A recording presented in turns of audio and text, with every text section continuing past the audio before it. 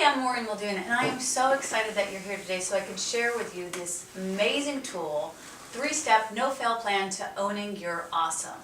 So I have used this tool completely in every area of my life. I am the founder of Spiritual Speakeasy, this incubator for awesomeness that is in the western suburbs. If you're ever in the Chicago area, please come visit us. I am the creative director of VoiceBox Stories, which has been going on for 5 years, cultivating storytellers all throughout the Midwest.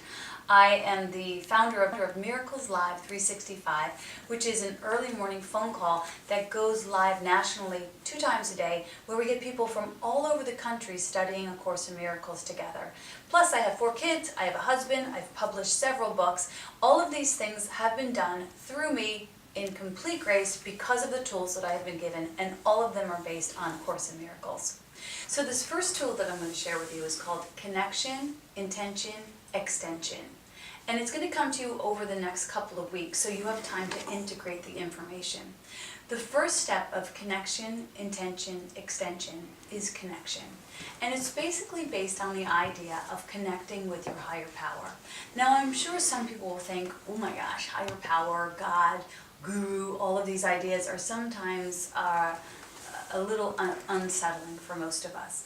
But what I want to just invite you to know is that if you had a friend who knew everything about you, who loved you more than breath, who was always available to you, who knew all the shortcuts for your highest and greatest good, why wouldn't you check in with them? So this first tool about connection is connecting with your internal teacher, your divine.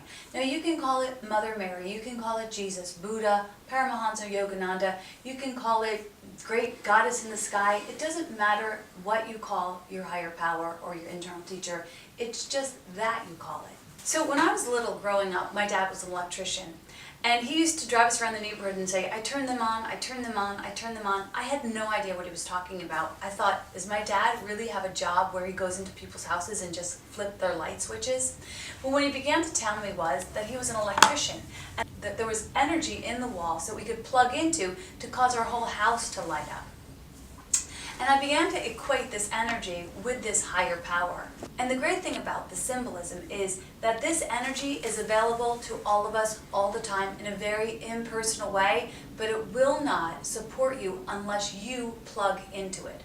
So, writing out a letter to your divine every day is the very first step. And I really beg you to commit to this with everything that you have. It's such a simple tool. It takes about 5 minutes, and all you're going to do is write out, Dear Divine, what would you have me do, where would you have me go, and what would you have me say? And then just allow yourself to listen. In the beginning, it's going to seem really odd. You might get very simple things like clean your desk, or call your mom, or send that email that you've been thinking about. And you might be thinking, well, I have a ton of things to do. There's no way that I can dabble in these mundane tasks of the divine. But I promise you, if you not only listen to the direction and then take it, that while you're doing these simple tasks, that the Holy Spirit will be able to move mountains for you. Now, you're not going to do this perfectly. There might be days that you miss completely. There might be days that you take the direction and the dictation from the divine and then you completely forget about it. But as you begin to use the tool, the more you use it, the more you work it, the more it works. So I'm looking forward in giving you the next 2 steps in connection, intention, and extension. But for now, just practice connection. And I'll see you in a week.